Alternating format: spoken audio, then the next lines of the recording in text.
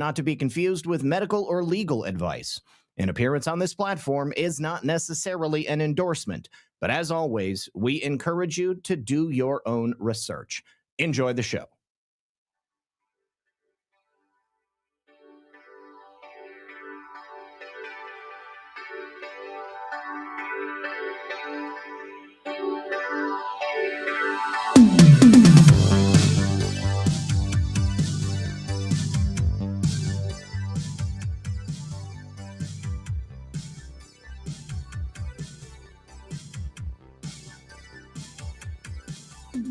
Good evening, everyone.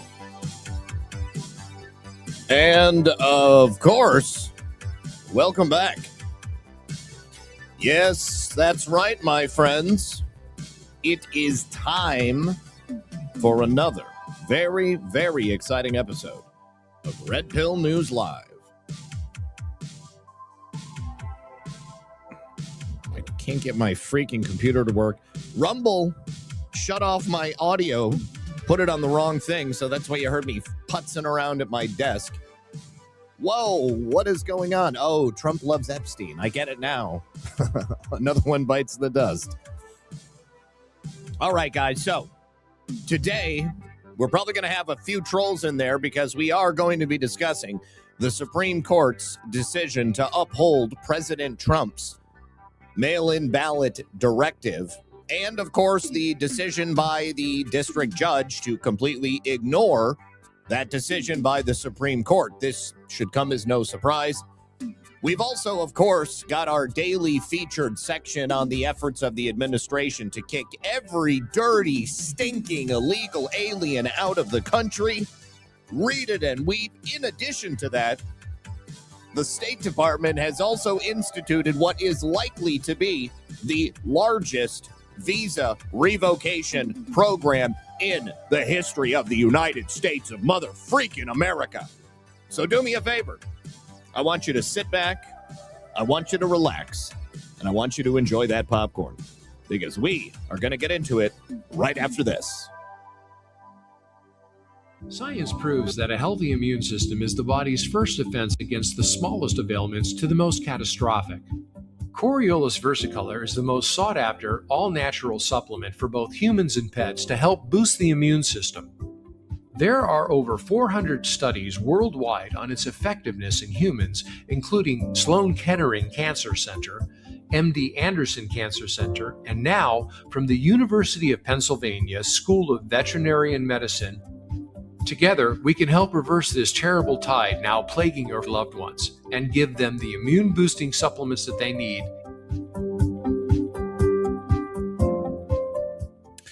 Good evening, everyone. Welcome back. Thank you very much for joining us. We have a lot to discuss, you guys. First of all, I would like to announce something that I didn't expect. Dolly Parton has passed away. You know, I never really looked into Dolly Parton. I was never a fan of Dolly Parton. I never went to Dollywood. When I grew up, I had some people that I knew who were just absolutely obsessed with Dolly Parton. I only ever saw the public persona that Dolly Parton ever put out there. But I guess that there were some things that gave people pause, definitely some concerning things. And, I'm just going to pull up this tweet from my buddy Josh at the Red Pill Project, or redpills.tv. Of course, he joined John and I last night on Baseless Conspiracies, and I guess that just a little over a month ago, Dolly Parton had done this 666 thing over her heart. Josh says she was asking for Taylor Swift's firstborn child.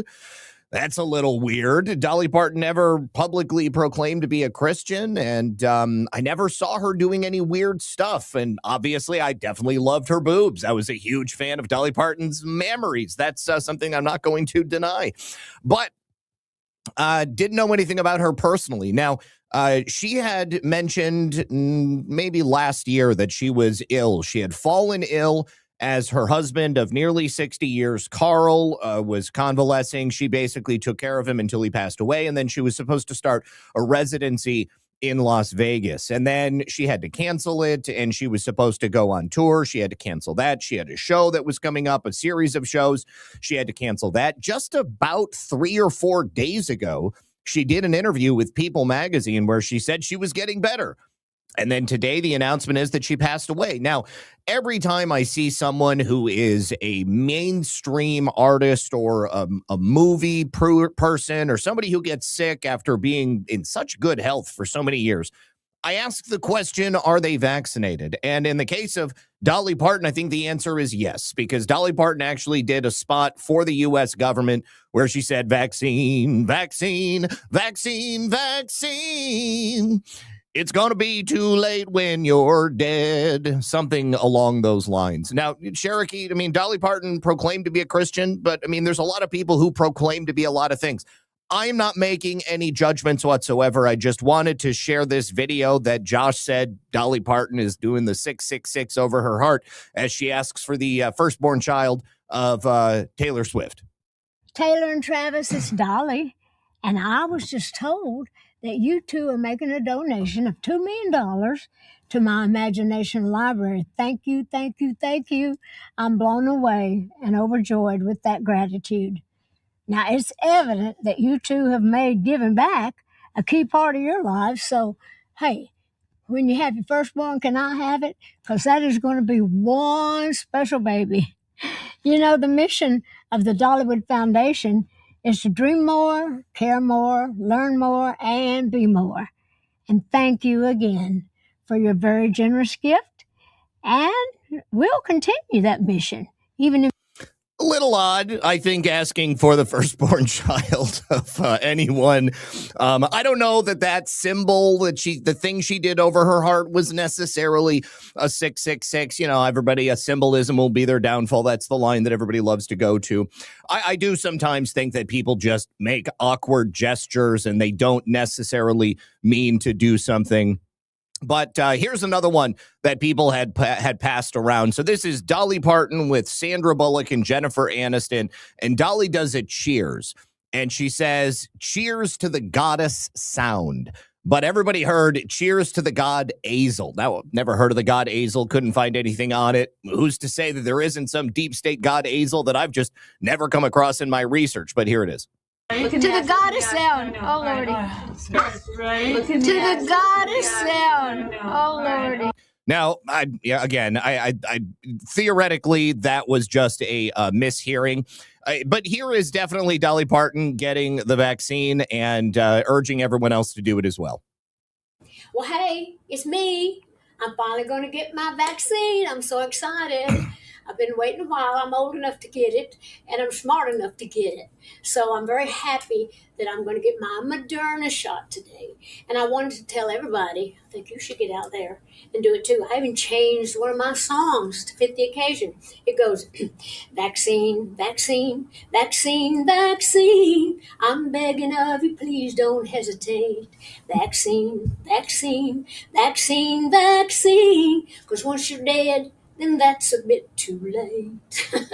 I know I'm trying to be funny now, but I'm dead serious about the vaccine. I think we all want to get back to normal, whatever that is. And that would be a great shot in the arm, wouldn't it? If we could get back to that. So, no, I am not speaking ill of the dead. I'm not making any specific judgments on whether or not Dolly was a true Christian or whether or not she worshipped Satan. I don't know any of that. Like I said when I opened the segment, I only know what Dolly Parton said publicly. The only thing that I can really comment on is my belief that likely her sickness, because it was mysterious, it was never publicly disclosed, and it came on suddenly.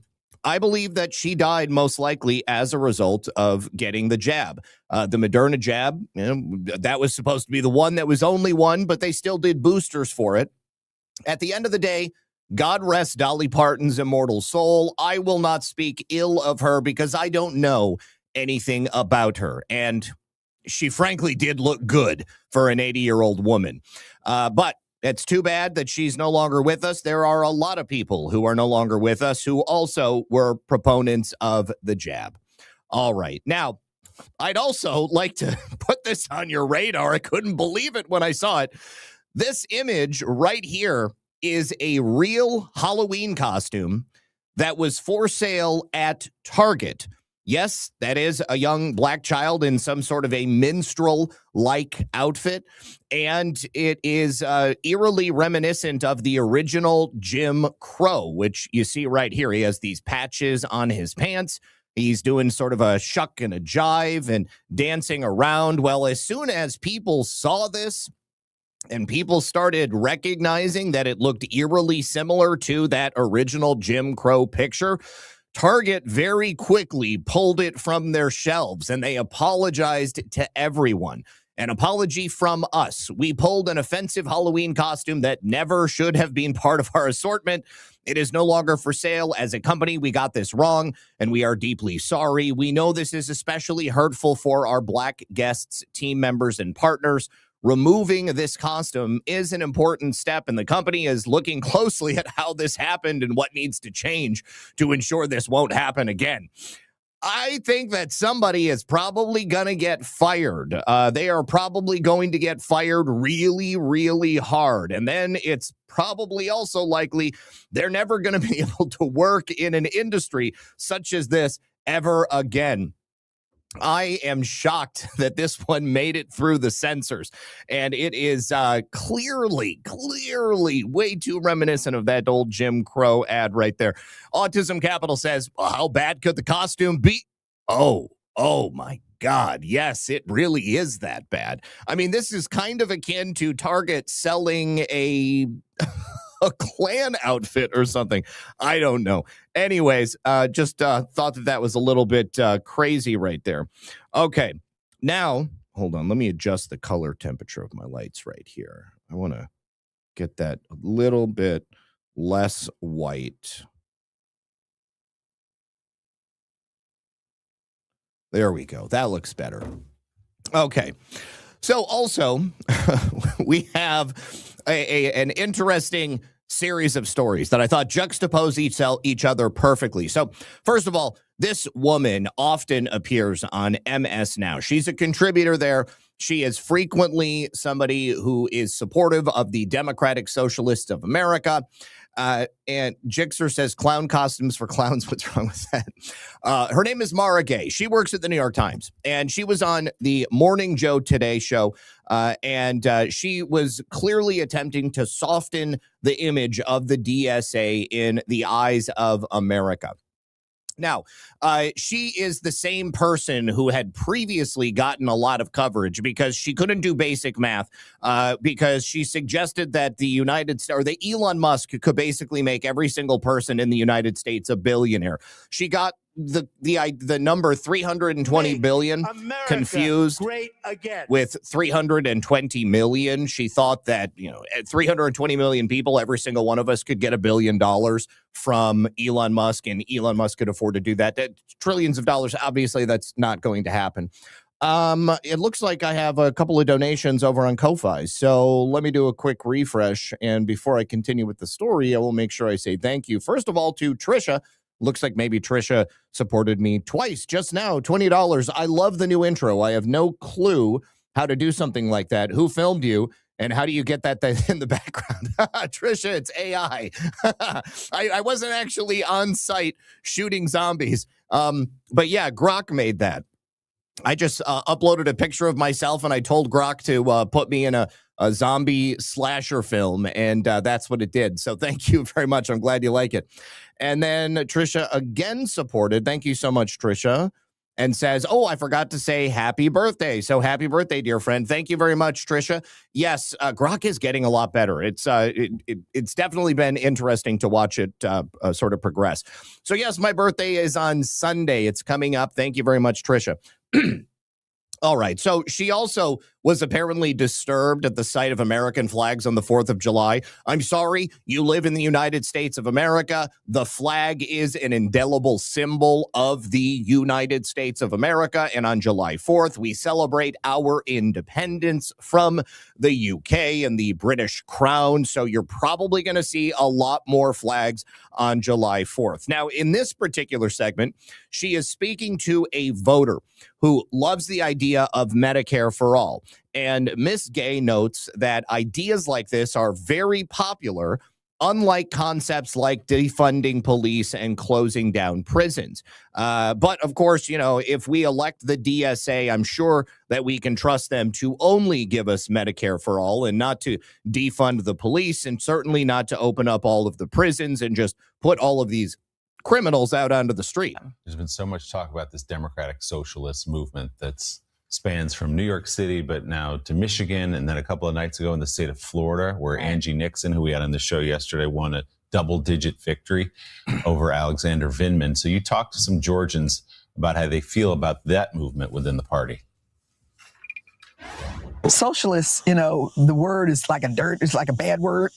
To a lot of people, yeah. A lot of people, but they have some good points. I mean, there's some things that really take care of, you know, some countries that really do have the socialist perspective. They really took care of their citizens. So the word democratic socialism, the phrase, doesn't scare you? It doesn't scare me. What are some of the ideas that you hear from folks like AOC, for example, or Bernie, that you like? That I like, that we need to do this healthcare piece. Medicare for all. Medicare for, yes, for all.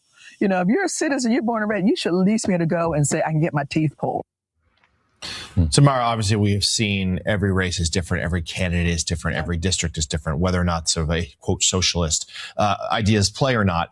But here, whether the label is socialism or not, are you seeing a real energy there about some of these more sort of progressive concepts, or just sort of like, hey, you know, there are means to an end. We just need to shake things up? Absolutely. And I think we should really be careful about how radical some of these ideas are. I mean, some of the DSA platform is super radical. Abolishing prisons is not what is motivating these voters I talk to. But other parts of it, Medicare for all, for instance, the idea that every American should have health care, the idea that people should be treated the same at the voting booth, or, you know, if they're going to go into a courtroom, that they shouldn't have special privileges because of who their daddy is. I mean, these are not radical concepts.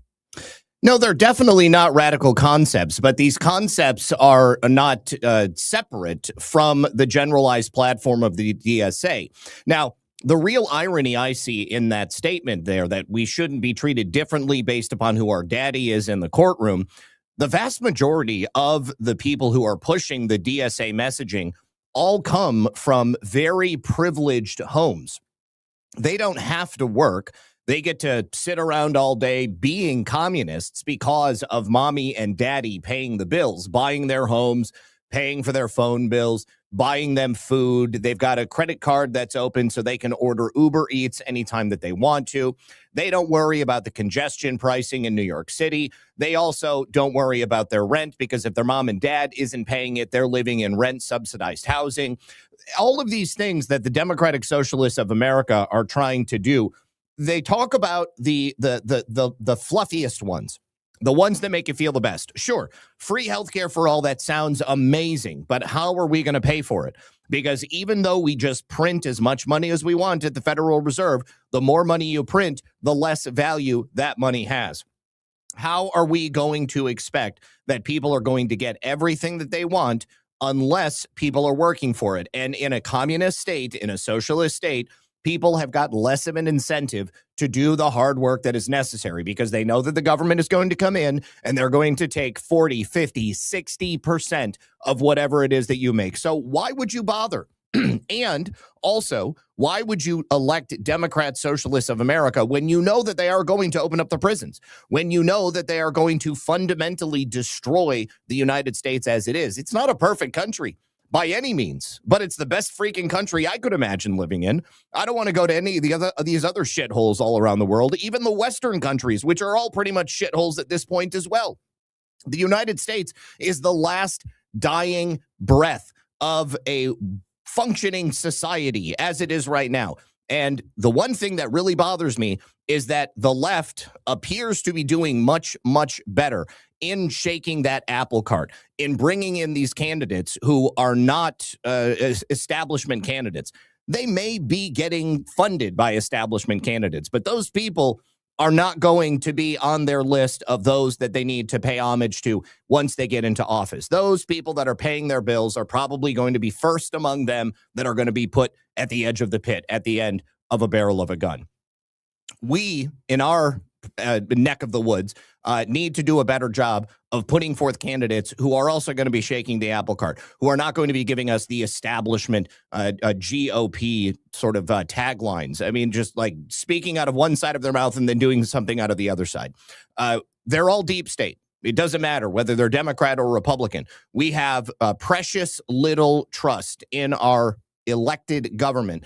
And oftentimes that's because the elections are fake and gay. But that's why we are going to talk about elections a little bit later on. Anyways, moral of the story is don't elect socialists because you are definitely going to get communism. Now, what's really interesting is that you have this sort of softening of socialism. And now I think we should probably hear directly from a member of the DSA, somebody who is going to tell us just explicitly what it is they want to do. One of the most amazing things about the DSA is when you hear them talk, when you see and hear the words that are coming directly out of their mouths. There's a clip going around social media right now, and it shows several of them in a Zoom call. We showed that previously, and they talk about how they basically just want to take over the Democratic Party, and then eventually they want to take over the country. They want to get rid of the Constitution. They want to restrict what you say. They want to take over the means of production. They want to basically take over every aspect of your life.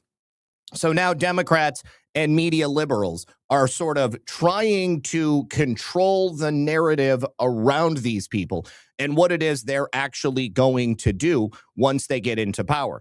I think that they don't like the media just as much of us. There are things that we have in common, certainly distrust of authority, certainly the distrust of the people who have taken the reins of our country for so long.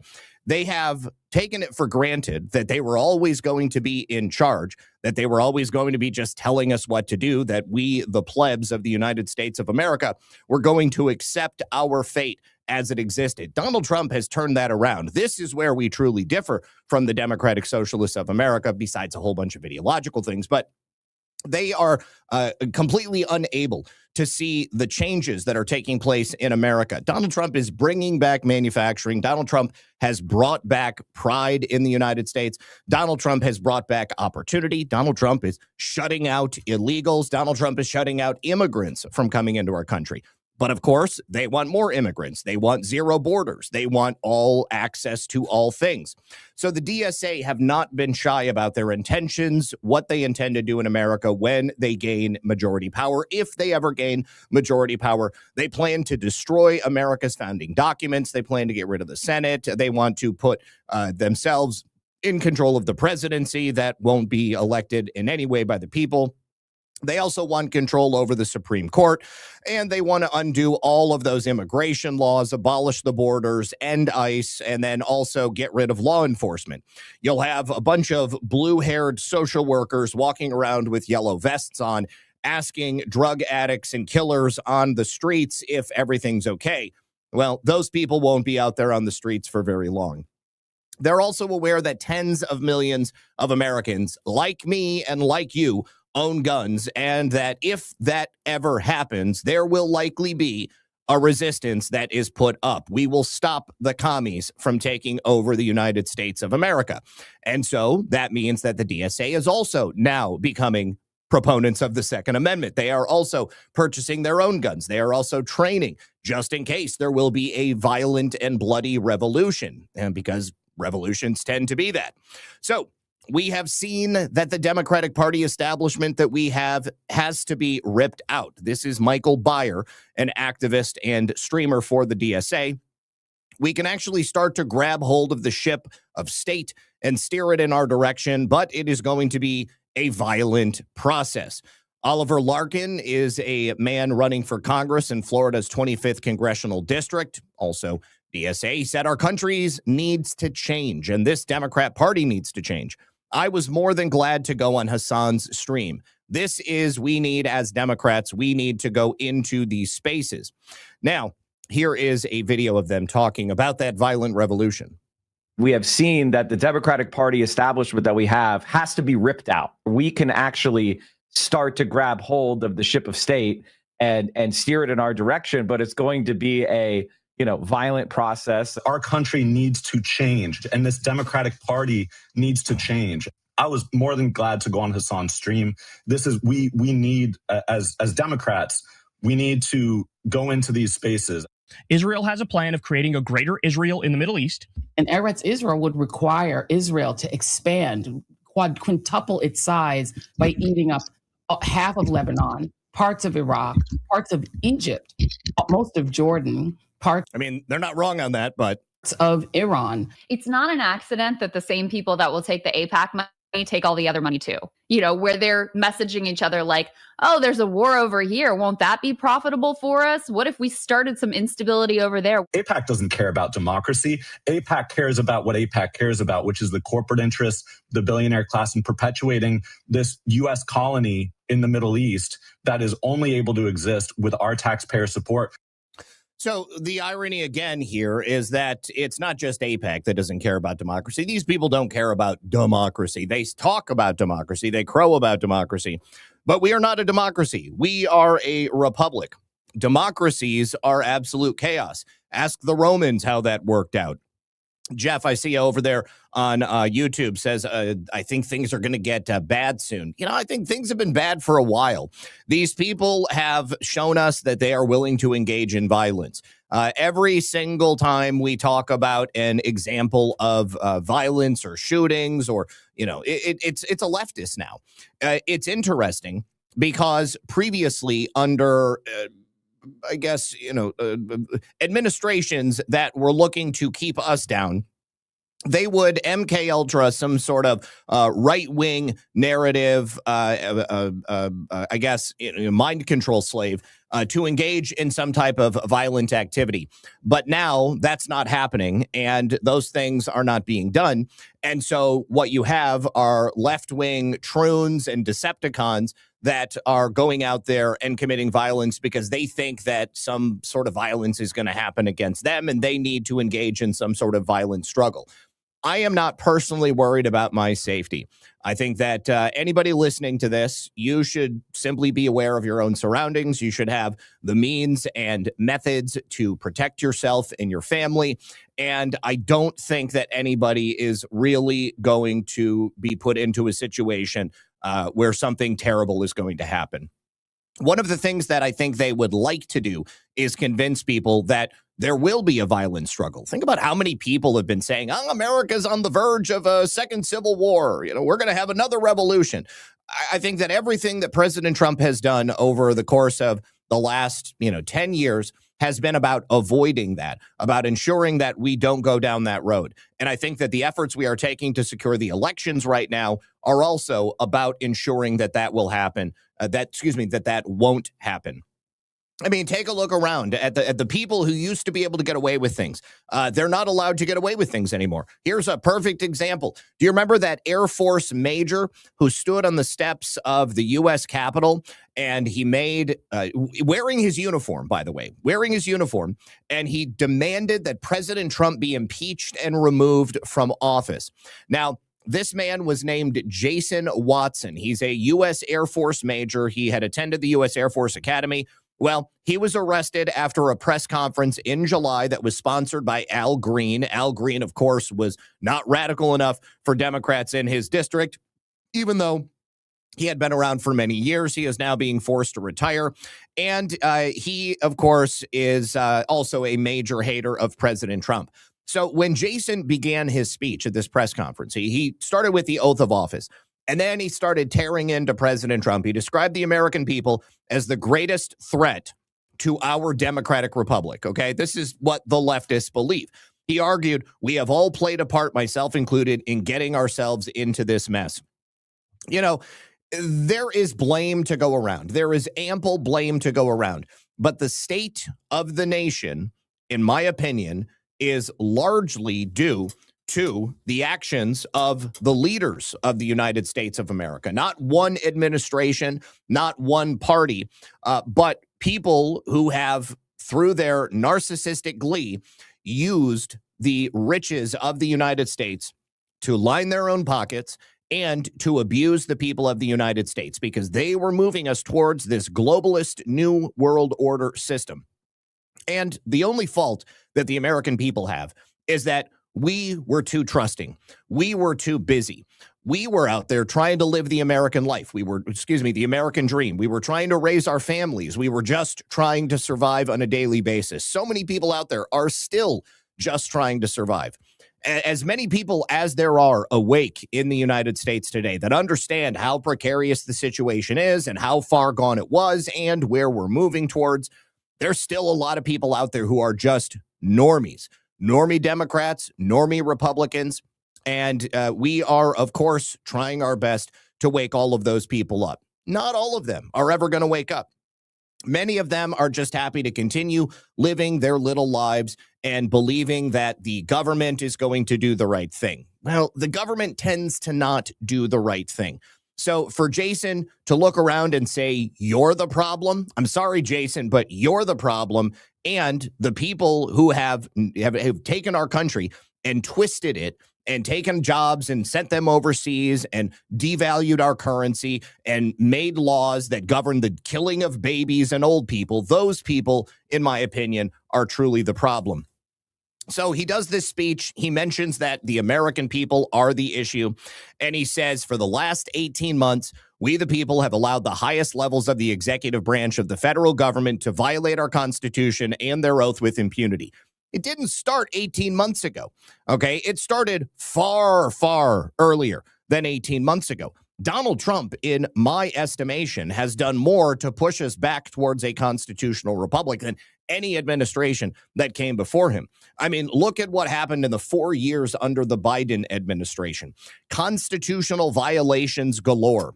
People having their rights trampled upon on a daily basis. It was absolutely disgusting. But he believes that the Trump administration is guilty of innumerable impeachable offenses. Okay, well, you name one that can be proven, and we'll go ahead and talk about it. But he can't because there isn't, and he didn't. But he did go on to spew left-wing talking points about military operations against Venezuela, Cuba, and Iran, cuts to USAID, which, of course, is probably the greatest thing a president has done as soon as they came into office. Immigration enforcement, another thing that administration after administration essentially just let go by the wayside. Those past administrations allowed this problem to stack up, putting this issue in the pocket of Donald Trump, forcing him to do something about it.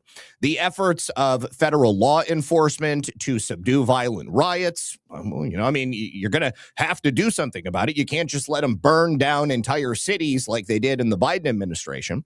And lawsuits against media companies and universities. If they're violating rights of Americans, they deserve it. Again, those major corporate interests have been able to get away with these behaviors for many, many years. Tariffs, that's how you protect American innovation. That's how you protect American business. That's how you protect American profits.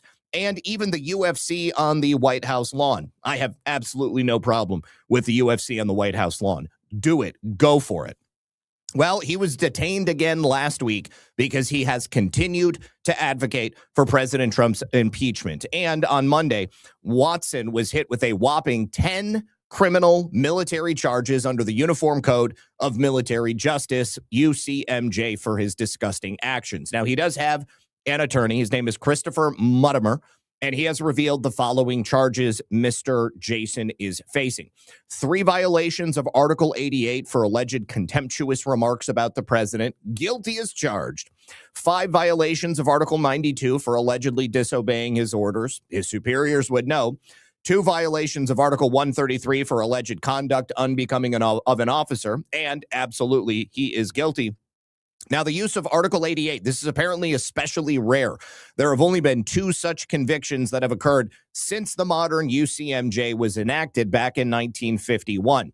Watson will also be the first major in the history of the military ever to be charged under Article 88.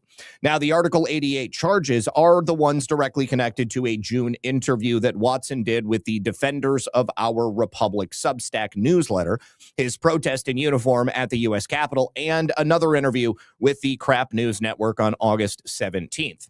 I believe we actually have a clip of his interview. I didn't see that. Let's go ahead and just watch him violating his oath. Out front now, Air Force Major Jason Watson. He was arrested. He was not wearing his uniform, unfortunately. Okay, so I don't have 7 minutes to put you guys through all of that.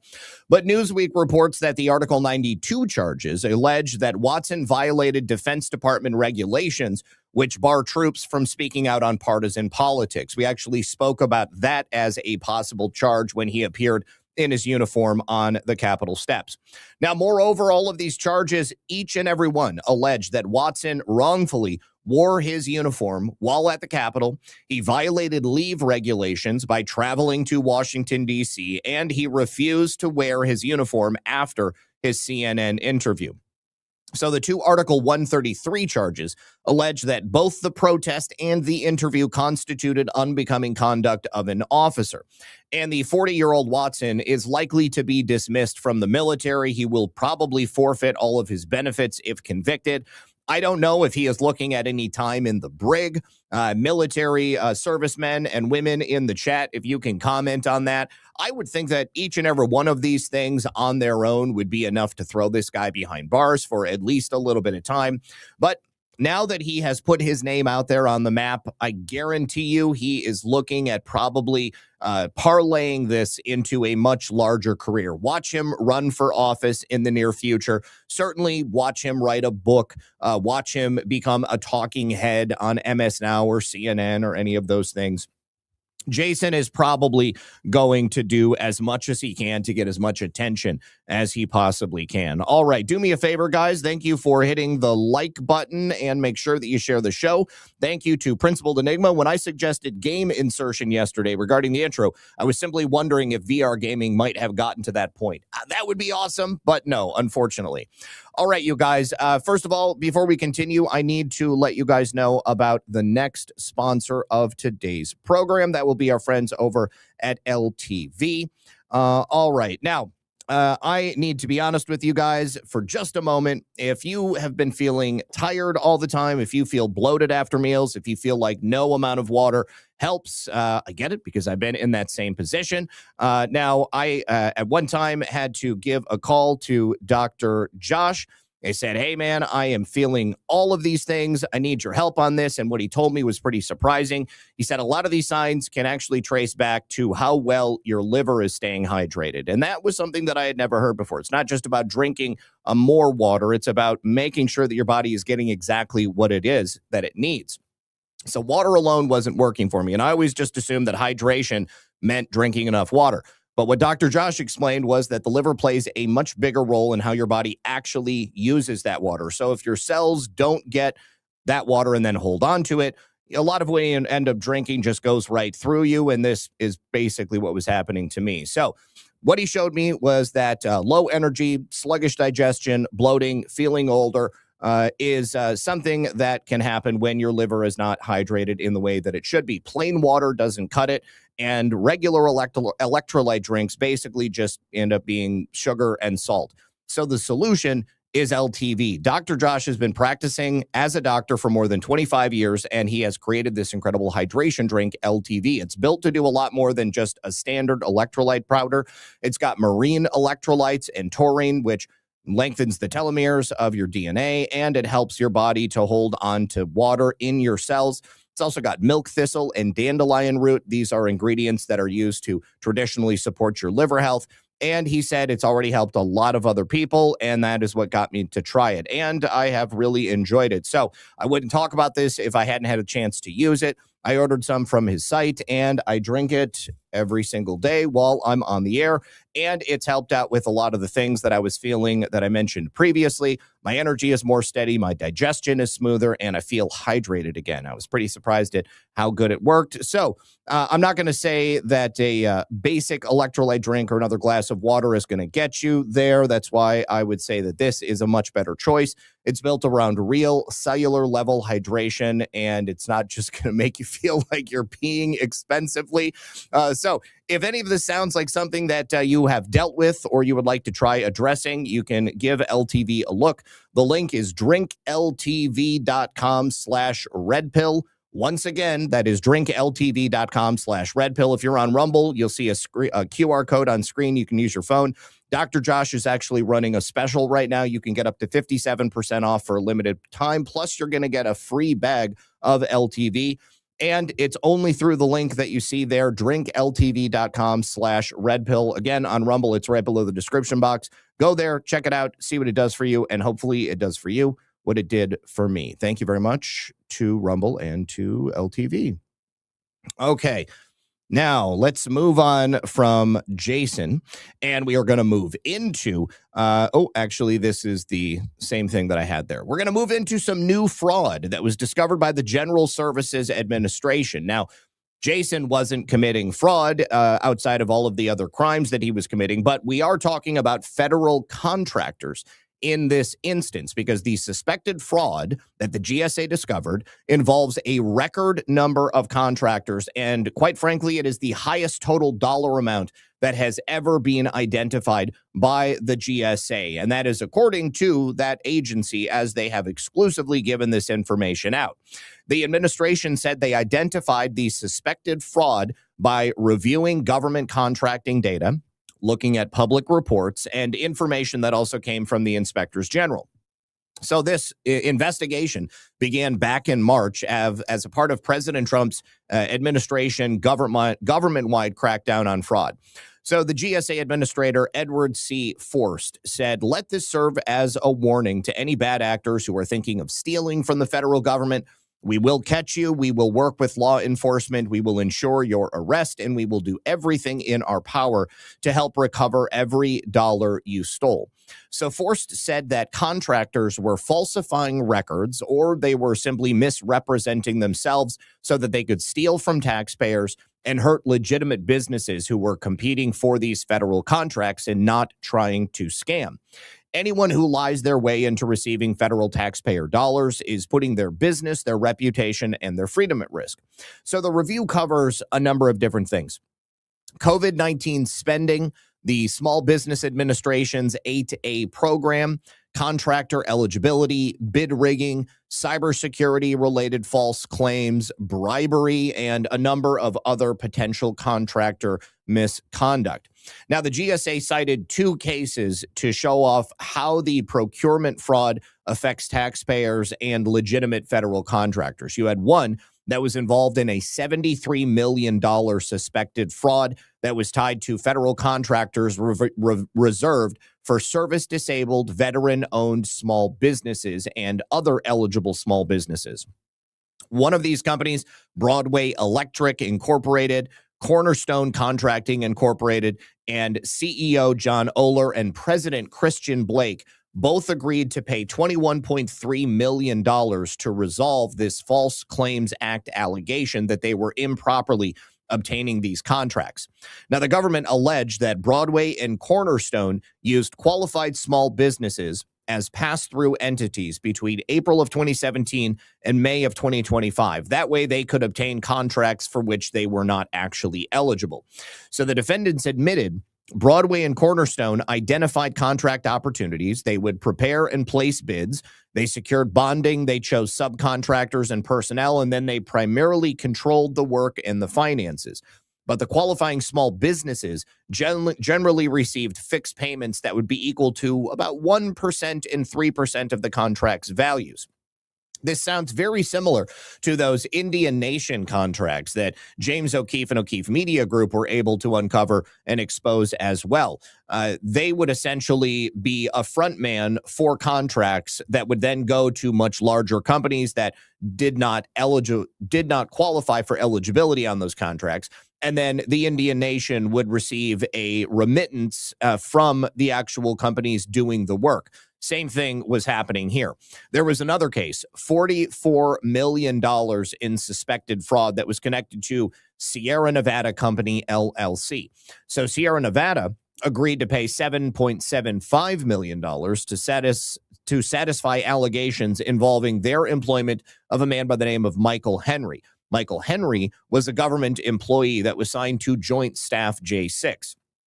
Federal officials allege that Henry worked as a Sierra Nevada consultant from July 2019 to June 2020, and while he was there, he was participating in 3 government contracts that were awarded to the company. The contracts involved the Army, GSA, and U.S. Special Operations Command. So the government alleged Henry evaluated and obtained approval for Sierra Nevada products in his government role while recommending the company's products as a consultant. So he's double dipping. Henry separately pled guilty in 2025 to a criminal charge involving acts affecting a personal financial interest. So the GSA said they are referring suspected fraud cases to the Office of Inspector General and the Department of Justice for investigation. Stopping all federal fraud requires the work of every federal agency, and the GSA has more than stepped up to the task. Scott Brady, the executive director of the White House Task Force to Eliminate Fraud, said. Today's announcement shows just how broken our federal procurement system was before Donald Trump, Vice President Vance, and Administrator Forst. Glad to see that they are cleaning this up. Let me say thank you to Sean Joe for a can, a cookie. Thank you to Ghost Rider for a cookie. And thank you to Sean Joe for 2 more cookies. You guys are great. Appreciate you. All right. Now, Principled Enigma, sir, thank you so much for the generous $100 rant. The Zak attack is at their back. The commies run away. They run the track to find their rack. Zak claims that made my day. Happy birthday, brother, from a different mother. Appreciate you, homie. Thank you so much. I really needed that. Marine in the Woods, I'm glad you're here, brother. Whatever you're dealing with, you are certainly welcome in this chat. All right. Now, we have what is effectively a covert reduction in force that is taking place at the USDA. Secretary of the USDA, Brooke Rollins, has announced that they are moving operations to Dallas, and many career staffers at the USDA have objected to the move to Dallas because of Texas's laws protecting unborn children. So what this means is that the U.S. Department of Agriculture is effectively firing 99% of their staffers because those staffers refuse to relocate to Dallas, Texas. So now the U.S. Department of Agriculture is going to be free to hire American patriots who are going to be fine living and working in a state that doesn't love killing unborn children. This is pretty awesome. So we are waiting to see exactly how this is going to play out, but I think that this is a genius idea. It means that all of those employees, the 99% of the employees at the USDA, don't have to be fired because they're all just choosing to go on their own. Hopefully, they don't learn of how much this is pleasing to us before they all hand in their resignations. And I will be happily willing to cover this if anybody here in the chat gets a new job at the USDA. I'd love to hear about it. All right. Now, on Monday, a federal appeals court also gave a wonderful ruling to the Trump administration, suggesting that Border Patrol agents can continue their raids in California. Now, this is the Ninth Circuit Court of Appeals, and they lifted an injunction that was imposed by a Biden-era judge last year. That injunction last year had blocked federal agents from detaining people without, quote, reasonable suspicion. So federal agents conducted sweeping immigration raids in California on farms last year, and that was what sparked a fierce legal battle. So the Ninth Circuit dealt quite a setback to an agricultural workers union yesterday after they lifted this preliminary injunction. That injunction prohibited border agents from detaining people without so-called reasonable suspicion that they had, in fact, violated immigration laws. I'll tell you what, if they're working on a farm and they don't know how to speak English, that to me sounds like there may be some reasonable suspicion. But now it just means that Border Patrol agents and ICE can go to a farm and start asking questions. U.S. District Judge Jennifer Thurston, the Joe Biden appointee who had imposed that preliminary injunction, did so over a year ago, all the way back in April of 2025. But the Department of Homeland Security argued that the United Farm Workers of America did not have standing. I love hearing that. Did not have standing to pursue their class action challenge and the sweeps of California's Central Valley, where they were looking to detain and arrest farm workers in violation of their Fourth Amendment rights. Now, siding with the government, the 3-judge panel determined in their 4-page ruling the district court considered only the plaintiff's allegations of past harm. Although past harm may support standing to seek damages, it does not on its own establish standing to seek prospective injunctive relief. So the United Farm Workers also needed to show impending future injury for a preliminary injunction, the panel ruled, finding there was no traction to the union's claims during oral arguments that the department's practice of routinely violating its clients' Fourth Amendment rights was evidence of future injury. So they are just going to have to go ahead and deal with the fact that ICE and CBP are going to be visiting their farms in the near future. Now, I don't know exactly what this has to do with, but I tend to think it may be an extension of the fraud investigations. It could just as easily be an extension of immigration investigations as well. But this is coming from Metro Detroit News, and the FBI and local police earlier today were seen conducting raids at a business, a healthcare business, Quality Behavioral Health. Now, multiple locations were being raided in both Troy and Detroit.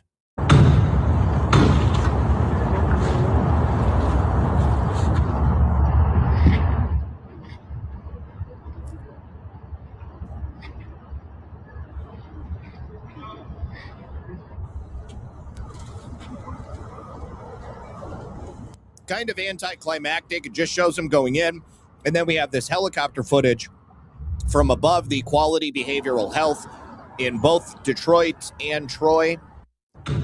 So this could simply be an example of a business that has broken some laws, but with all of the attention being paid to immigration and fraud right now, it could very easily be in one of those two. Will to Push Forward says, Zach, if you didn't mention the name of Jim Crow with that costume, I wouldn't have known. I was thinking it looked like the offspring of Pennywise the Clown from It. That's right. I think that you have to have the knowledge to see how it could potentially be interpreted as offensive. When I first saw it, I was like, what's the big deal? And then I did a little bit more research and I found out pretty big deal to some people. I don't know how that one made it through. That was a big slip up. Like I said, somebody at Target is getting fired. All right. Now, the DHS has also confirmed there was a suspect arrested in Loudoun County, Virginia on Thursday of last week. Now, this suspect, an illegal alien, was selling fentanyl to students near a high school. That high school had a series of overdoses. The illegal alien is from El Salvador, and he had previously been caught and released at the Texas border all the way back during the Obama administration in 2016. He has had a deportation order in place since 2024. His name is Isaac Melendez Carranza, and he's charged with the distribution of fentanyl while being 1,000 feet from a school, and he is being held without bond. Deputies searched his home and they found 100 fentanyl pills. The Loudoun County Sheriff says investigators ID'd him as a dealer connected to overdoses of students at Parkview High School in May of 2026. DHS has said despite getting that deportation order in July of 2024, the Biden admin DHS encountered him weeks later in Virginia in August of 2024, but they let him go. They took no enforcement action. So the Biden administration ran into an illegal alien from Salvador who was a known drug dealer. After they had a final deportation order against him, they decided to let him go. And then he went on to sell drugs to students at a local high school. And several of them had drug overdoses. I don't know if any of the children have died or if they just had overdoses and they needed medical care. McSarge08, thank you for the $20 rant. She says, happy birthday, Zach. Thank you for all you do.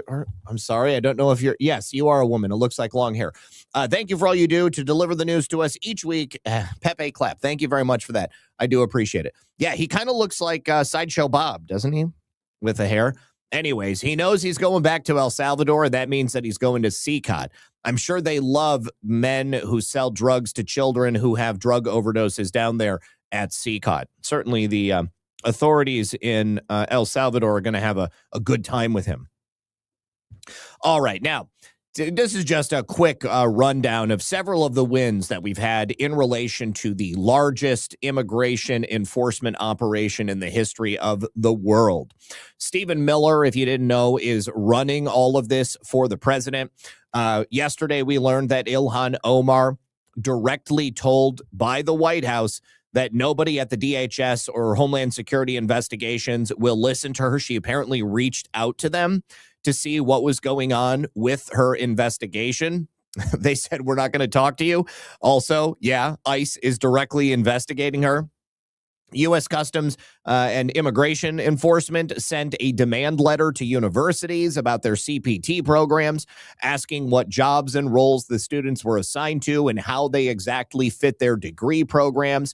In direct response to those inquiries, we had at least a dozen CPT programs across the country, which include very popular ones at schools like Berkeley, Purdue, UC Davis. All of them closed their CPT program for the academic term, and there's no notice that they're going to restart them again in the future. Also, USCIS and State Department rolled out the 2 compensation fees that will stop the visa hopping between F1 and H1B entirely. State and USCIS and Homeland Security investigations together will be revoking 200,000 tourist visas, and we will talk about that in just a moment. But keep that one on your mind, because that, my friend, will be the biggest news of the year, the biggest news yet this month. Let me jump ahead to that one right now.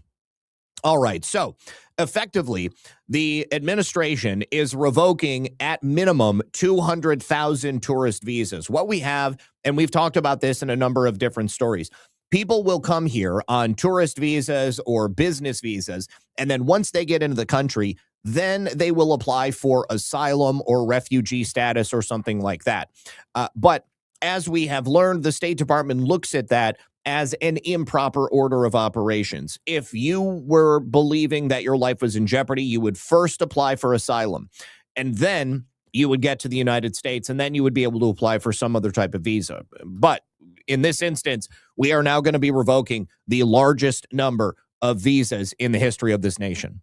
And a massive new crackdown on visa fraud. The State Department now targeting people who enter the country on visas claiming to be short-term visitors and then later applying for permanent asylum. Welcome to a brand new hour of America's Newsroom. I'm Dana Perino. Bill Hemmer is off, and you are with me. Great to be with you as always, and good morning to you. Thanks for being here. I'm Bill Malugin. The Trump administration is preparing to revoke the business and tourism visas of as many as 200,000 foreign nationals who are seeking asylum. This would potentially be the biggest mass visa revocation in United States history. State Department spokesman Tommy Pigott calling the unprecedented crackdown on visa fraud a vital priority.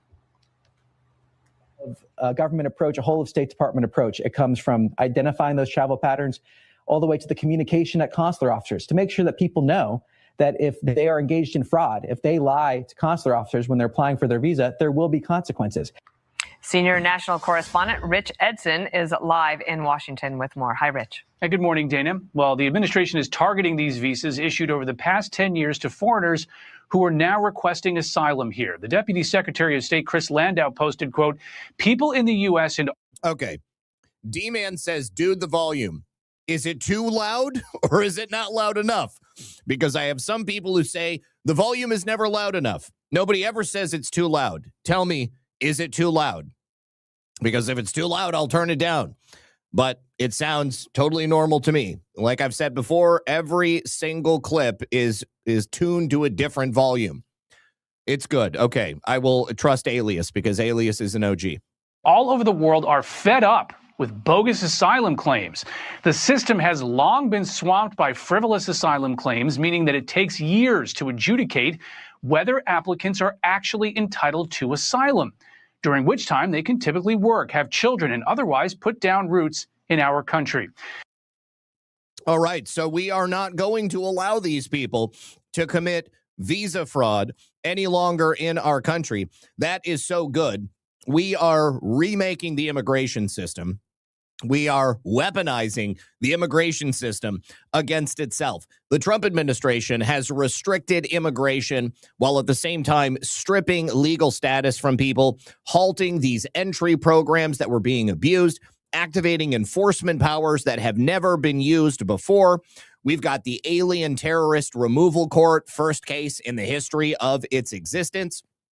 Judge contempt with penalty powers. These have been proposed. This is not yet final, but the DOJ is proposing letting judges fine attorneys for contempt. We have seen a couple of instances of this happening after this was announced. We had that big fraudulent immigration attorney firm just shut down and the woman left the country. We've got fines against the immigration attorneys and the illegal aliens for the first time this has ever happened. We've had 1.8 million people stripped of status. That includes TPS, CBP1, and CHNV all ending. We've got 175,000 plus visas that have been revoked, and now we can add another 200,000. We've had denaturalizations every single day. Naturalizations have collapsed. People are just not coming to this country anymore because they can't get in. We've had a record low number of refugees, and all of the ones that have come into the country have been real refugees, the Afrikaners from South Africa.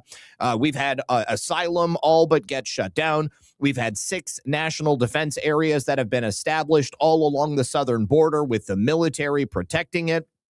We've got the public charge rule being revived and expanded. You can't come to the United States of America if you're going to be applying for food stamps or Section 8 or any of those things.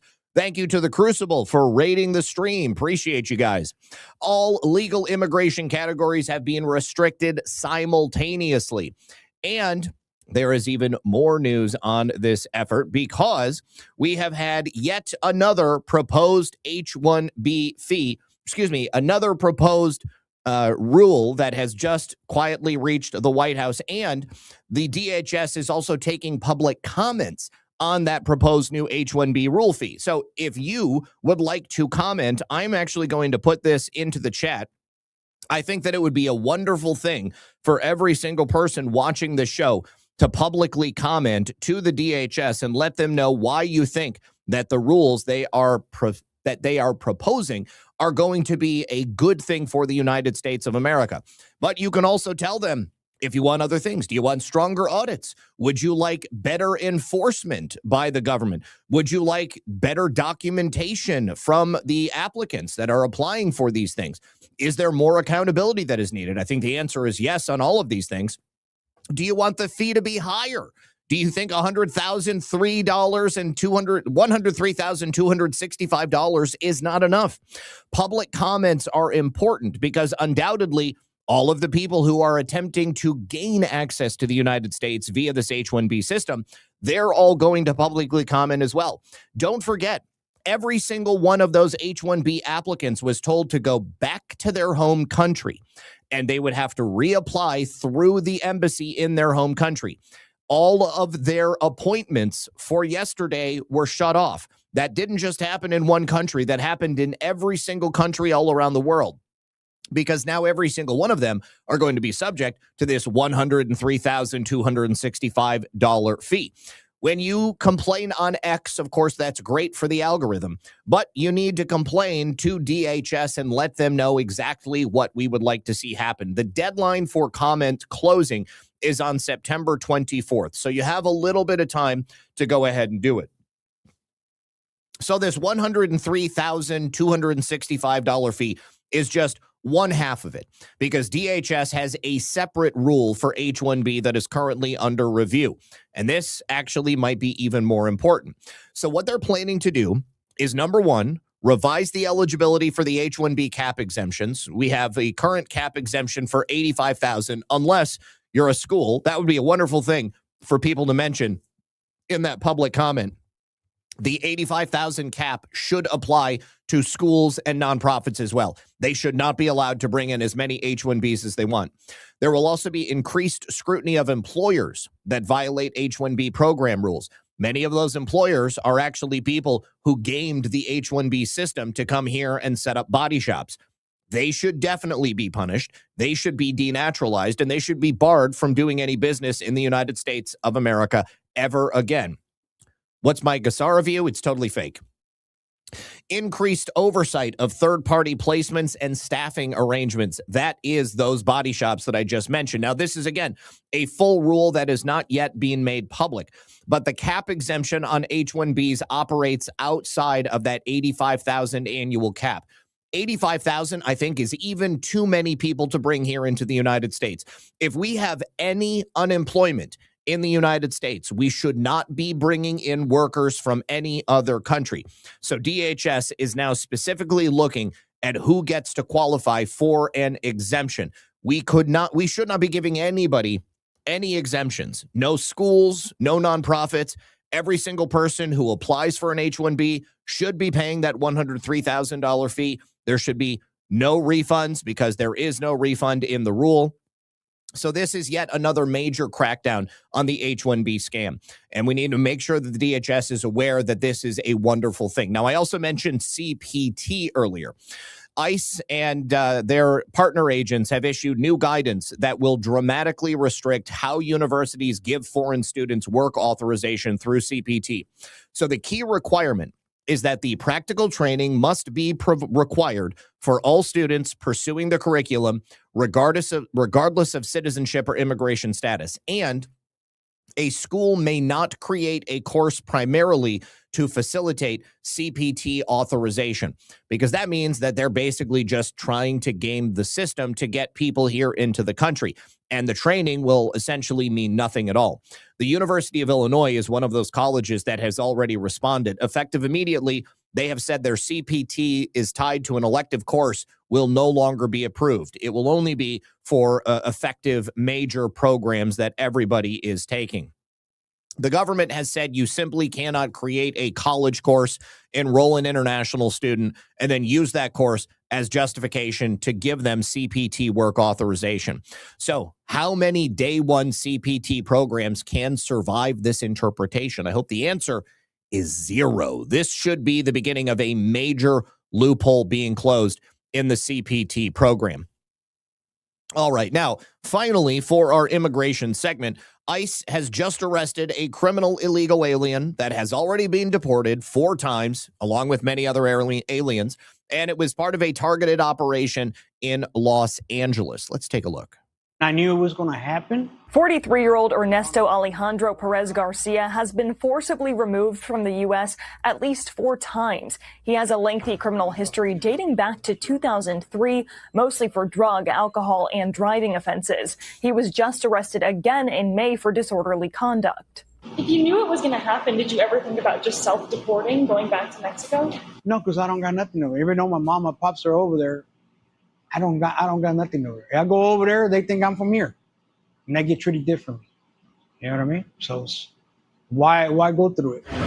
Yeah, you saw your picture. Go ahead. Fox joined ICE agents on the streets of LA this week as they tracked down Perez Garcia and another illegal immigrant. These targeted operations are a marked contrast to last year's massive raids that sparked violent protests. LA's ICE field office director says while his team still encounters resistance on a daily basis, they've shifted tactics, making arrests more quickly and efficiently. Today, every ICE agent in LA is equipped with body-worn cameras, something the director welcomes. That's good for us because it's going to be transparent to the community and to other members of the public. That shows, hey, this is really what happened out on the thing, not what the alien said what happened or what these community members said what happened. And this operation ended with additional arrests as well. On Thursday, 4 men who were with one of those targets admitted they were also in the country illegally and they were taken into custody. Molly. Natalie Shuck. Big shocker. Illegals hanging out with illegals. Thank you very much to Dirk Gently for the cookie. Just the facts, ma'am. Appreciate your diligence in covering the real news. Zach, I've been watching you for a long time. Much love to you, the wifey, and the puppers. I will never forget your name. Dirk Gently's Holistic Detective Agency. I'm a fan of Adams myself. So, yes, very, very cool. Hey, White Hat, my boy, White Hat, my brother from another mother over there on YouTube. Good to see you, baby. Ice, baby. Absolutely. And Sabrado. Thank you so much, Sabrado. Happy birthday to you. I'm finally back in the saddle. Some horrible things happened to my family. I've been absent for a while. Oh, honey, I hope you're okay. It's good to be back and hearing your show again. Check your Cash App. I can definitely check the Cash App. Thank you so much. I hope you're okay. I'm sorry to hear that. Hold on. I have to enter my PIN. Oh my gosh, I have a couple of them. First of all, Kelly, thank you so much, Kelly. She says to help out my go-to news guy. Love you, Kelly. Appreciate that $100 donation. And then also Sabrado, thank you very much for the $50 donation. She says, happy birthday. Both of you are amazing. Thank you for that. All right. And Jeff, I saw that over there. You said, oh yes, fake credentials from Indians coming to the United States. That would be one of the enforcement mechanisms that we need to tell the government they need to more diligently look into. I mean, how much time would it take for them to do a search online, verify a couple of key points of information, and ensure that somebody's PhD in internal medicine isn't just from some diploma mill? You know, every single time you see somebody who's a fake doctor getting a job here in the United States and then killing somebody, yeah, I mean, it's needless. It never should have happened. That person never should have been allowed into the United States in the first place.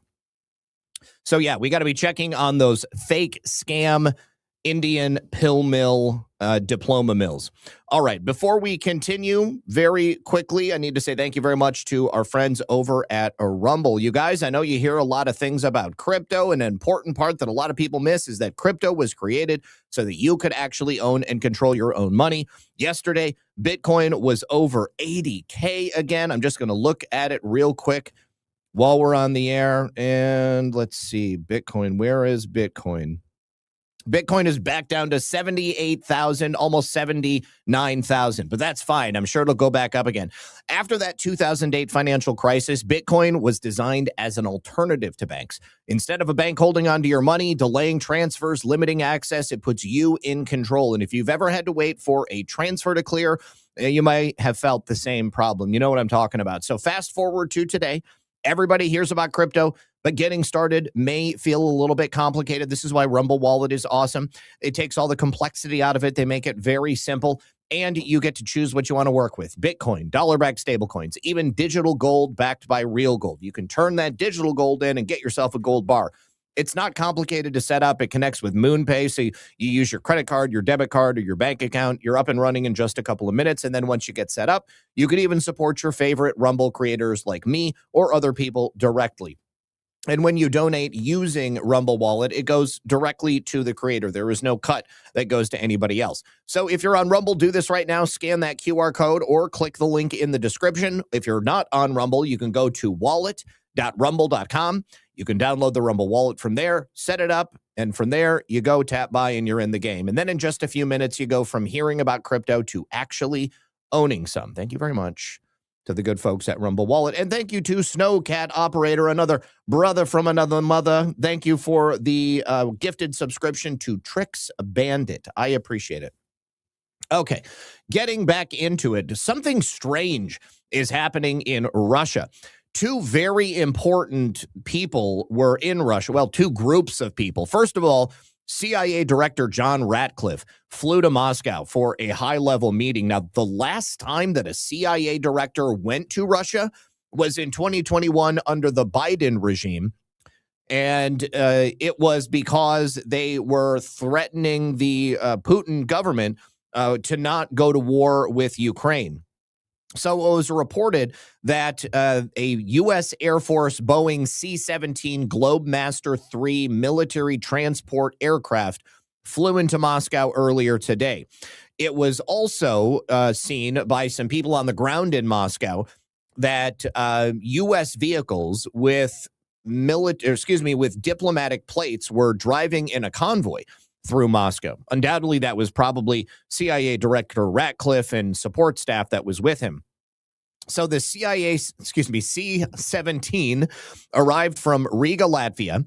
It landed on Sunday, and the flight data shows that a military transport plane was recently at Camp Springs, Maryland, which is Joint Base Andrews, and they support presidents and senior U.S. government travel. So strange that this U.S. government visit to Moscow took place this morning. We don't know what they're talking about.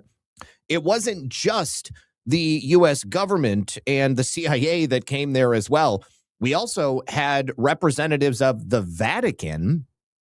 The Vatican also showed up. I don't know if they were planning to have a meeting with Moscow officials and CIA Director John Ratcliffe at the exact same time. But certainly it seems to indicate that something unusual is happening. So the Vatican emissary that was there. This is the video of the U.S. vehicles with diplomatic plates driving through Moscow.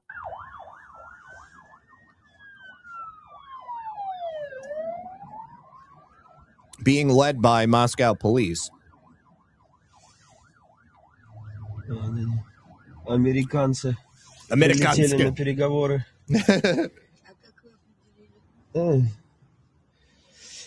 Машина Министерства американского и плюс новости о том, что военный самолет прилетел во Внуково 1,5 часа назад. All right. Now, what also is interesting, perhaps even troubling, is that right now there are 4 doomsday planes that are airborne above the United States. And we can actually see real time where they're at. I just need to get past this stupid ad on YouTube.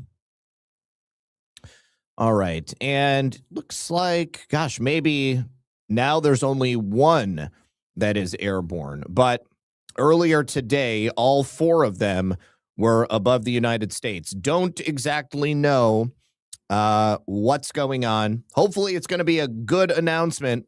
But that is all we know at this time. I need to say thank you to Susan Boosin. I was having a Zak attack. Happy birthday, Zak. Thank you, Susan.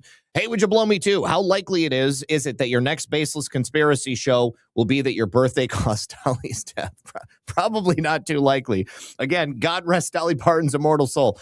But I definitely don't think that I had anything to do with Dolly's death. All right. Now, let us jump into the election integrity section of today's program. First of all, we earlier, I believe last week or maybe earlier this, it must have been late last week, we learned about Michigan Secretary of State Jocelyn Benson creating that rule where she ordered the Michigan county clerks to destroy election records. Now, this is in violation of both state and federal law.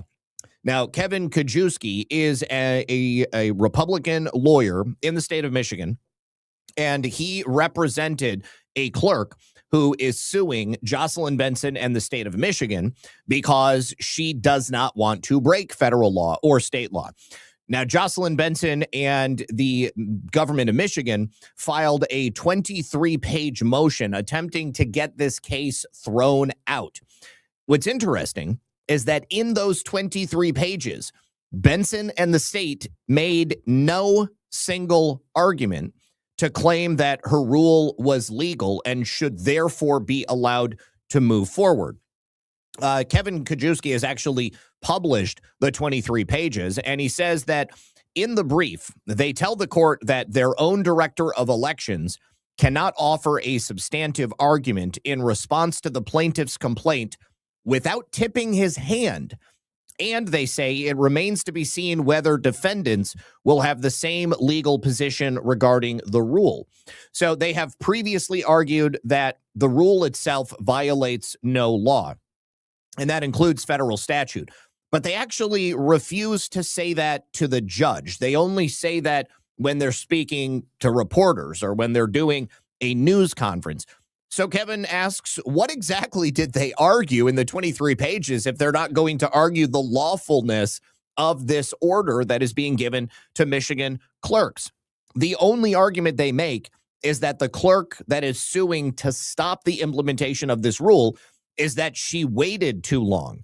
This was a case filed 8 days after the election. After asking the government twice to clarify the rule, the first time they asked for clarification was last fall. So whether or not there's any determination about Benson's rule belonging in a process run by the department is why the client sued. And never once in the 23 pages did Jocelyn Benson argue that a clerk can destroy federal election records in 7 days, because that's what she's demanding, when federal law says keep them for 22 months. And that's the entire case. 23 pages from Jocelyn Benson on why a judge shouldn't answer an important legal question, and nothing on what the government believes the answer is. So the response went in yesterday afternoon to the judge. The RNC also filed an amicus brief intervening in the case, and their own sworn affidavit says that they still want to send election record destruction guidance to Michigan's 1,500 local clerks this week. This is kind of shocking to imagine that they have the balls on them to first demand the destruction of election records in violation of both state and federal law. When they get sued for it, they don't have any argument to uphold their own rules. They simply say, well, you should have asked sooner. It doesn't matter if it's illegal. We're just saying that you need to do it anyways. So I just don't see how this rule is allowed to go forward, because if a judge co-signs on this, that judge will also be in violation of both state and federal statute. This is going to set up a big showdown. Hey, would you blow me too? Says legal does not equal lawful. Well, it's not lawful or legal for what the Secretary of State is demanding be done. Banan81 says, happy birthday to my fave podcaster. Thank you so much, Banan. I appreciate you. The floor is yours. Over on Pilled says, I totally believe that right after we win the midterms, the Q post that talks about the military courts being because there's too much corruption for the civil courts to take care of it. Your thoughts? Well, the military courts would have to deal with things explicitly related to the military. If there is a national emergency, perhaps there will be some other implementation of it. But I think that you're right. The amount of corruption, the amount of criminality that we have going on right now, it's almost insurmountable. So that would certainly be a way to push it through a lot faster. Filter Dog says left-wing media and WNBA sources are now saying Sophie Cunningham might be released from her team at the end of the season. Her future is suddenly in doubt. Right, because she's not afraid to speak the truth. That is crazy. If they get rid of Sophie Cunningham, they're getting rid of like one of the two reasons that people even watch the WNBA. Sean Joe, thank you for the cookie. Trump1 says, hey, Zach, I did hear back on the mystery boxes and the company is working on a solution. Thanks. Oh, good. I'm glad to hear it. Karen Allen says, happy birthday. Much love. Thank you for that. Wonders World says, happy birthday. Thank you for that. Trump1. Oh, my gosh. Happy birthday, Zach. Don't worry. I appreciate you for being here. All right. Now, let us move on from that. And we're going to stick with Michigan because now we have a second Michigan clerk who has made their own video, once again asking for the feds to step in and help her to remove these non-citizens from her voter rolls. You'll remember last week, Barry County, Michigan clerk David Olson made a video in response to the whistleblower announcement that came from Barry County Sheriff Dar Leaf. Now, he is asking for the feds to step in and help remove these non-citizens from the voter rolls. He is, of course, in Hastings Charter Township, Michigan.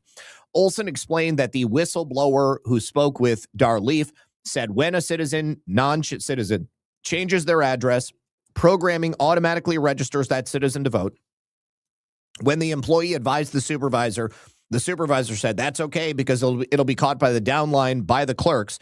And Olson said, that's not correct. Once it's in the QVF, the qualified voter file, there's no way for me to verify citizenship. So therefore, they, the non-citizens, automatically get issued a ballot or an absentee ballot. And since it's my responsibility to safeguard the voter rolls in my township, I'm asking if the federal government is interested in helping verify my citizens' voter rolls. So Olson is welcoming the opportunity to work with the federal government. He said, I want to safeguard my voter rolls in the office, but they are certainly welcome to come and compare against mine, and this will help to uphold the law. I will definitely follow mine. I want it to be fair and honest, and thank you for coming and helping if they do. No word on whether or not the federal government has agreed to come in and do that. But here is his video asking for that assistance. Hello, my name is David Olson, clerk at Hastings Charter Township in Barry County, Michigan. My county sheriff, Dar Leaf, had received a report today and disseminated that information that an employee at the Secretary of State advised him and said that there was proof that when a non-citizen changes their address, programming automatically registers the non-citizen to vote. When that state employee advised their supervisor, the supervisor's response was, "It's okay because that will be caught downline by the clerks." That is not correct. Once it's in the qualified voter file, there's no way for me to verify citizenship, and therefore they are automatically issued a ballot or an absentee ballot. So, since it is my responsibility to safeguard the qualified voter file for our township, according to MCL 168.151 and MCL 168.520, I'm asking if the federal government is interested to help verify my citizen role. I would be welcome to have them here. I will safeguard my voter role in the office, but they are certainly welcome to come and compare against mine. In this way, we will uphold our federal elections. We will definitely follow law, and it will be fair and honest. Thank you. All right, so good for him for reaching out. His voter rolls are already doing pretty good. As we learned yesterday, Check My Vote had helped him previously go through and remove a whole bunch of duplicate voters. But now we're also hearing from Climax Township Clerk Sarah DeBoer. She also filmed a video where she asks the feds to come step in and help her remove those non-citizens. Let's hear from her next. Hello, my name is Sarah DeBoer. I'm the clerk of Climax Township in Kalamazoo County, Michigan. Today I am joining with other clerks across the state of Michigan, calling for federal assistance in verifying the citizenship status of those on our voter rolls. Under MCL 168.515 and MCL 168.520. I am asking for this to be done legally and in my office to ensure that the voter files are protected under Michigan law.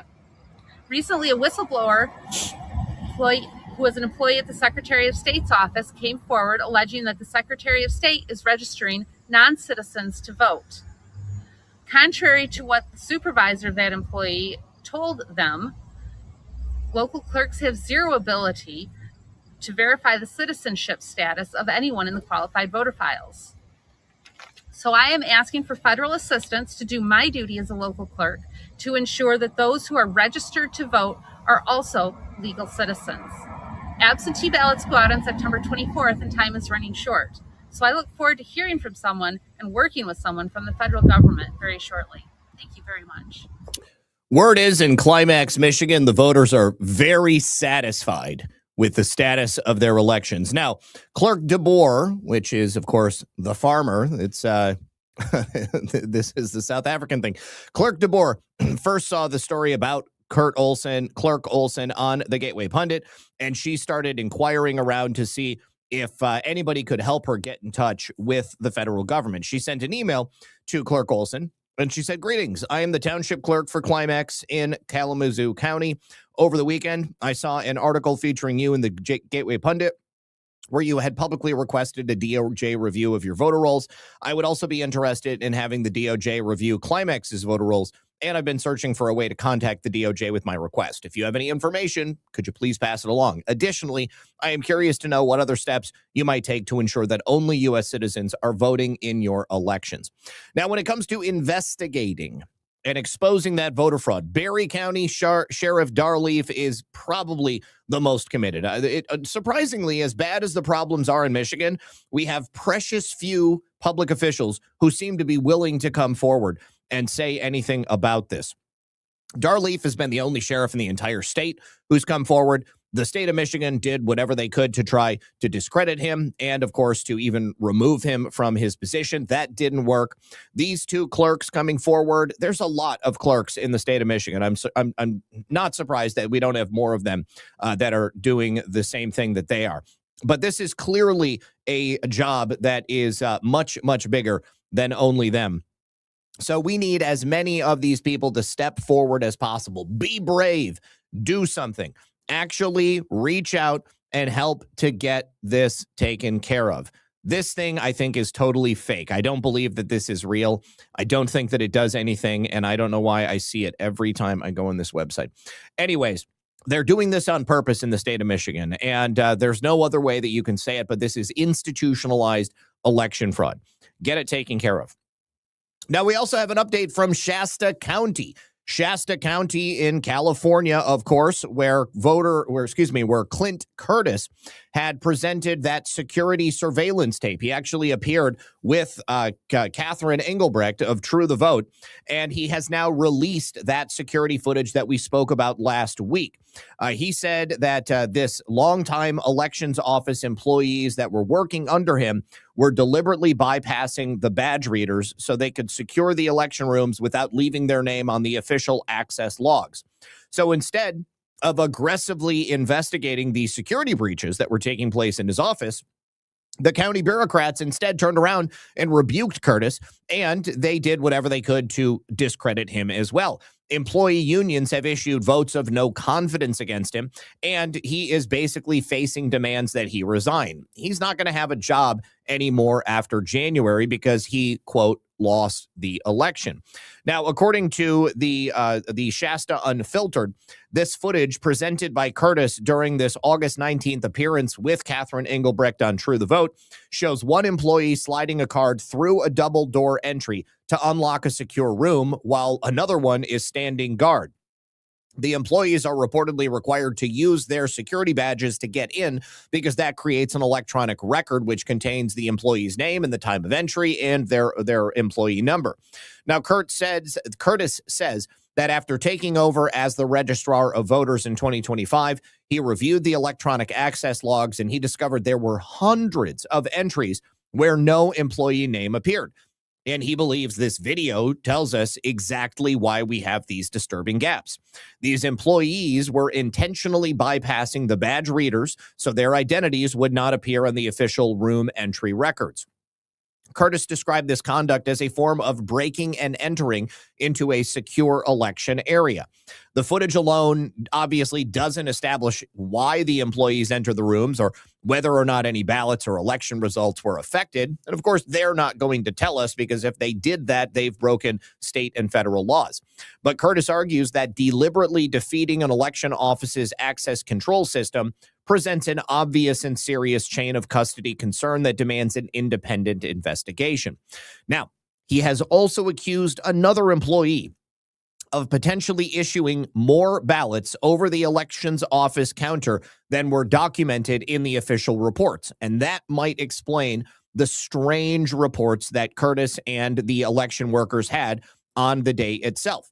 According to Shasta Unfiltered, Curtis alleges that employee would report that only 6 ballots had been issued when actually more than 12 had gone out. Curtis also further alleged that ballots and reports necessary for balancing the election were concealed. Shasta Unfiltered published a photograph purportedly showing ballots discovered underneath the cart that were used to transport unused ballots inside the ballot counting room. And Curtis also claims that 2 workers intentionally shredded election-related documents after he specifically instructed employees not to destroy anything. So we are going to take a look at a clip from this, but it is an extended interview, and there are no clips that I found on the internet. So let me jump to the 38-minute. Yes. Need to get past this commercial.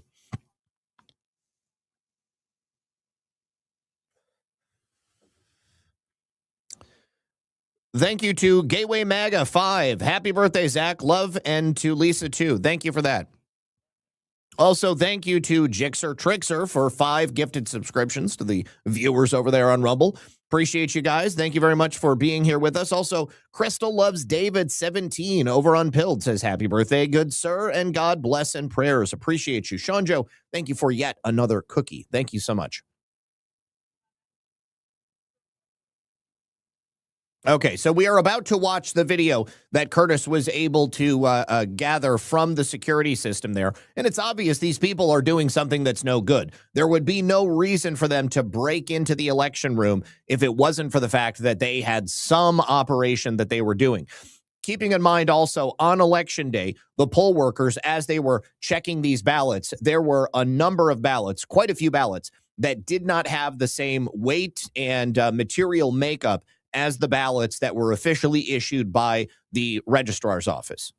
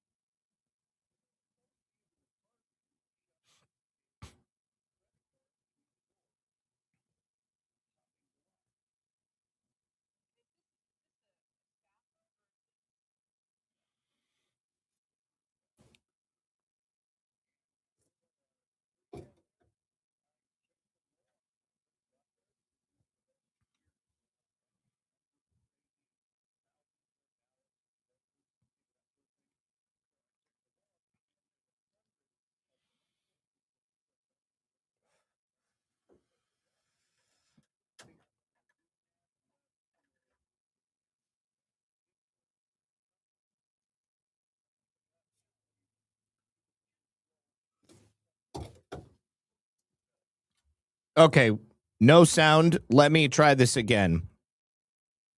Sorry about that. Right here.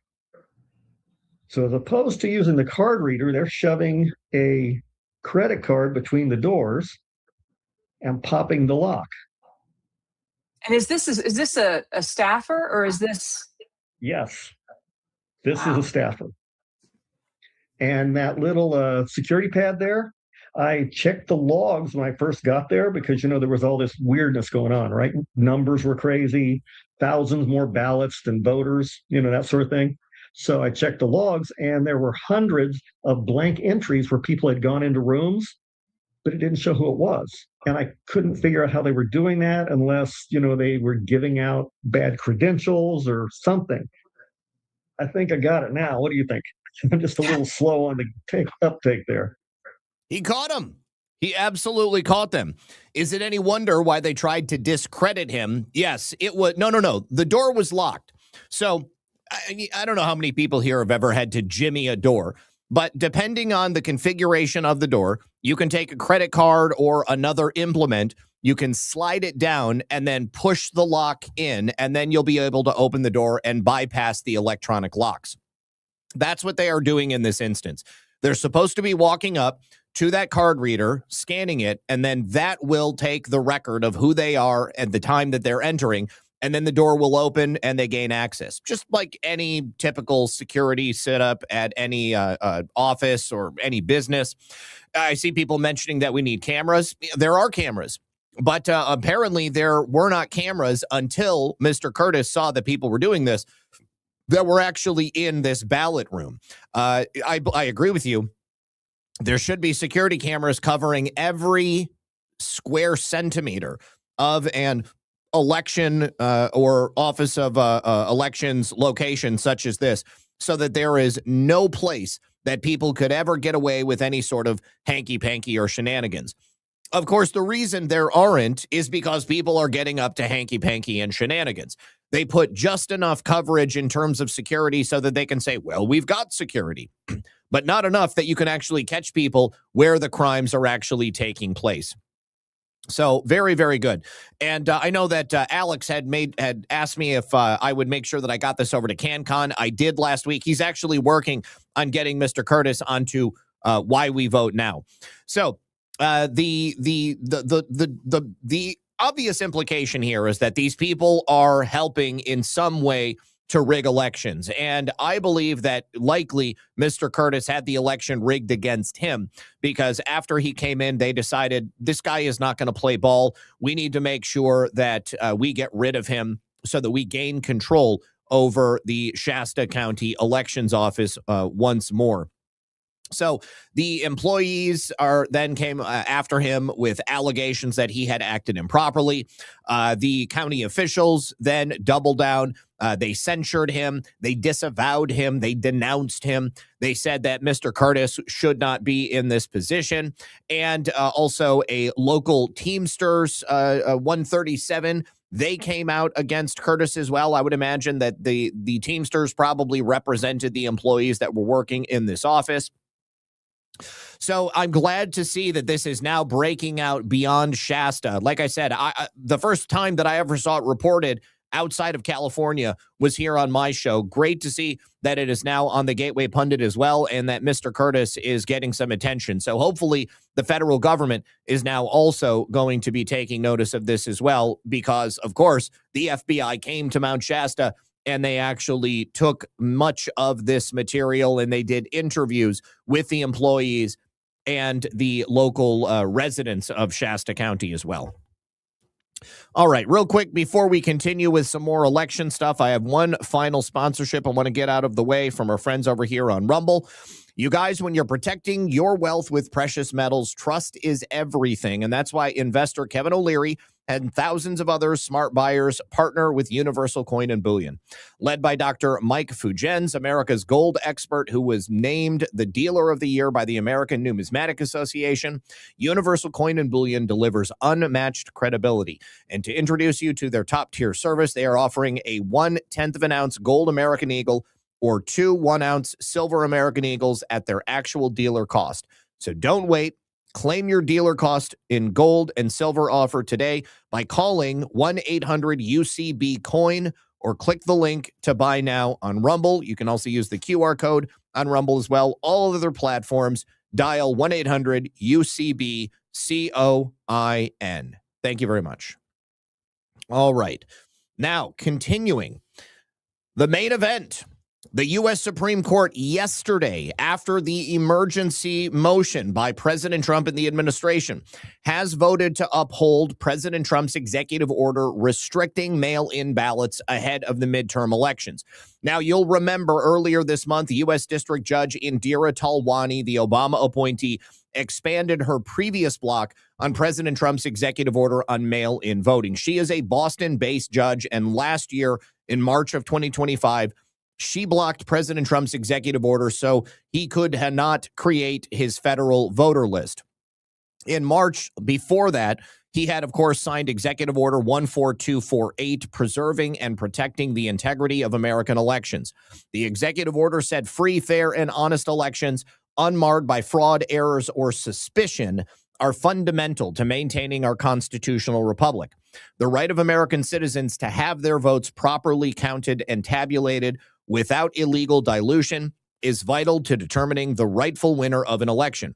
And under the Constitution, state governments must safeguard American elections in compliance with federal laws that protect Americans' voting rights and guard against dilution by illegal voting, discrimination, fraud, and other forms of malfeasance and error. Yet, the United States has not adequately enforced federal election requirements that, for example, prohibit states from counting ballots received after Election Day or prohibit non-citizens from registering to vote. Several federal laws, including 18 U.S.C. 1015 and 611, prohibit foreign nationals from registering to vote or voting in federal elections. Now, Judge Talwani had said at that time, the Constitution does not grant the president any specific powers over elections. Well, on August 11th, Judge Talwani then blocked U.S. Postal Service from implementing President Trump's executive order that would make mail-in ballots more secure. And yesterday, the High Court, in response to the administration's request to challenge that, paused Judge Indira Talwani's ruling that blocked those key parts of President Trump's executive order. Of course, the three liberal justices, Kagan, Jackson, and Sotomayor, all dissented. So, of those dissents, they, of course, do not like the idea that President Trump is securing elections. This decision, however, is only an interim victory for the administration. It does not resolve the underlying legality of his order. It also does not make it immediately clear how this new ballot system will take effect. Of course, that's up to the U.S. Postal Service. That other injunction from August 11th is still in effect that bars the Postal Service from implementing the procedural changes before the November 3rd elections, and the administration now needs to overcome that as well. So right now, essentially, this gives the administration the ability to publish the rule and then put it out there so that when that other injunction is overcome, they'll be able to move right ahead. But wait, there's more, because Judge Indira Talwani has once again ignored the ruling from the Supreme Court of the United States. She has now said that the Postal Service is in complete non-compliance with the previous block on the mail-in ballot security rules. So she is now escalating this war against President Trump's efforts to secure our elections, and declared that the Postal Service has violated her nationwide injunction by completing the new security regulations for federal mail-in ballots and publishing them. So the Supreme Court has upheld that ruling. They have also previously said that a district judge cannot put nationwide injunctions in effect. So in multiple ways, Judge Indira Talwani is spitting in the face of the Supreme Court. So for now, President Trump's executive order and these new rules designed to secure the ballots basically are sitting in a point of stasis. And she claims that the administration has violated that earlier injunction. She is very aggressive, accusing the Trump team of complete non-compliance. Now, her nationwide injunction that was issued earlier this month by the League of Women Voters of Massachusetts versus Trump has explicitly barred the Postal Service defendants from implementing, giving effect to, or enforcing Section 3 of Executive Order 14399, or otherwise initiating or completing rulemaking to promulgate the specific regulations outlined in the executive order. On Friday night, the Postal Service did complete that rulemaking process. They sent the final rule titled Ballot Mail for Federal Elections to the Office of the Federal Register with an immediate effective date of August 21st and publication set for August 26th. Now, the final rule itself nods to the injunctions and states that the Postal Service will not take actions to implement the rules specifically for the election in November unless and until the government obtains relief from those injunctions. Now, in this decision from today, she blasted the defendants for, quote, ignoring her explicit directive not to initiate or complete the rulemaking, and she accused the administration of having feigned complete compliance with her earlier related injunction in California versus Trump, where they went to the Supreme Court seeking emergency relief. Accordingly, despite the defendants' protestations that the United States takes its obligation to comply with court orders very seriously, the court finds the defendants violated the preliminary injunction in this case. Now, the United States Supreme Court yesterday granted a stay of Talwani's other injunction, that is in the California versus Trump case, or Trump versus California, allowing the administration to move forward with those key portions of the executive order. But Indira Talwani apparently doesn't care about that. She doesn't realize that. And this final rule, even though it makes it clear that they're not going to move forward until the injunctions are lifted, she is very, very upset. So there is no order striking that final rule. There's no further restrictions, just identifying the violation. And she agreed with the defendants that the plaintiff's request does not change the current landscape. She basically stated that she can't do anything about it because she knows that the Supreme Court overrules her at the end of the day. So we are once again waiting to see what happens as this moves forward. For now, state election officials will be required to submit voter information through a federal ballot mail portal that will include the name of the person receiving the ballot, the voter's address, the unique barcode for the outbound ballot envelope, the unique barcode for the return envelope, and the state of the originating election office. And the outgoing federal ballot mail that fails to satisfy the standards would be rejected by the post office, returned to the authorized election official. It may be corrected, but if it doesn't get out in time, well, that's the fault of them. So these regulations are designed to help make the election more secure, to help track and improve the reliability of these ballots going through the mail, reduce fraud risks, and help ensure that the right ballots are transmitted to the right voters. So I'm sure that we are going to hear from the Trump administration once again. The Supreme Court may reach out and directly address Indira Talwani. Maybe now they will think about actually impeaching her and taking her off the bench. Let me say thank you to Emerald Dragon, who says, happy birthday, brother, you old bastard. Thank you for that. I appreciate you. And Sea to Shining Sea says, happy birthday, Zach. I talked to you when you had the call-ins. We talked about how important marksmanship was and joked about China invading if Joe won. Thanks for all the years of humor and news. I remember that. I definitely remember that. Thank you, sir. Appreciate you for still sticking around with us. All right, you guys, I actually need to end the show right there because Lisa and I need to make dinner. And I got to go to the bathroom. I'm not going to lie. All right, listen, thank you for being here, everybody. I really appreciate each and every one of you. Final thank yous over here on Pilled. Sean Joe, thank you for 2 cookies. The floor is yours. Says, I knew something about you was really cool. How about you, bro? I'm a Virgo, too, in September 14th. Shout out to you for your birthday. Happy birthday to you as well. Virgos always get along. We get along with everybody, I feel like, but we especially get along with Virgos. I can always smell them, sense them when they're around me. Filter Dog says CIA Director John Ratcliffe is in Moscow, Russia for meetings. Yes, we talked about that, but we just didn't know what the meetings were about. Moscow removed our flag. The U.S. Embassy in Moscow removed our flag. Ooh, that may not be good. That might mean that Moscow is preparing to send our diplomats home. That would be particularly bad. All right, you guys, we'll see what happens tomorrow. I will report as usual. So join me again at 5 p.m. Eastern for another episode of Red Pill News Live. Until that time, good luck and God bless. And Denise Ann says, happy birthday, Zach. Thank you for that. And you guys, I will see you tomorrow. Peace.